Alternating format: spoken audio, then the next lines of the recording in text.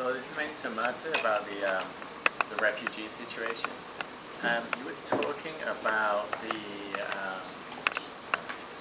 I believe it was the border agency had been a success. Yeah. What is that based on? Because as far as I understand the situation, the EU has been very successful in pushing migrants back into North Africa with little understanding of where they're going.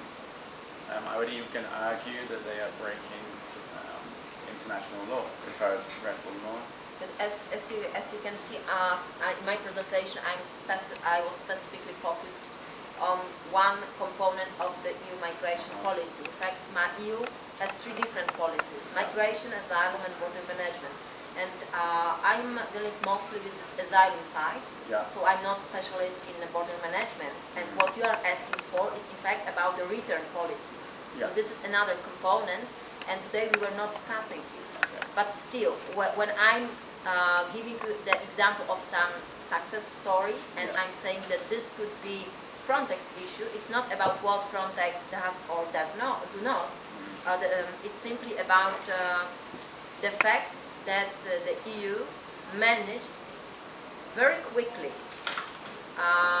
within a few months, to reform officially the legal status of Frontex, simply to give it more capacities, more money, and more people to do something in the EU external borders. So my point is not about being successful because we are not allowing people to get to the EU, or we have a very successful return policy, because it's not very successful, this return policy, because these people can be back.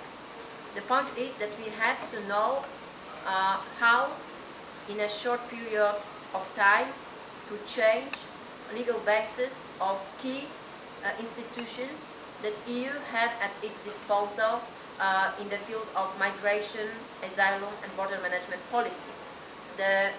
This was done very quickly, and even countries like not only the key migrant receiving countries contributed to the EU. We have also some Polish border guards that are, for example, sent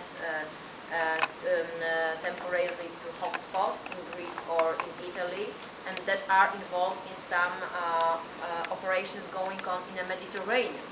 So return policy, this is next step. But before it happens, we have this operation. So, for example, taking people to our coasts, placing them in hotspots, just to give them this opportunity to submit in an official way asylum applications. So Frontex is not only this bad boy that is responsible for sending people back. This is the last step, and this is also in line with the EU policy and EU law. But as I said, this is only a part of the Frontex activities. Frontex is also responsible for some asylum-related issues, and here it has to cooperate with national governments, but also with European Commission and European Asylum Support Office. So the story is much more complex than it may be considered.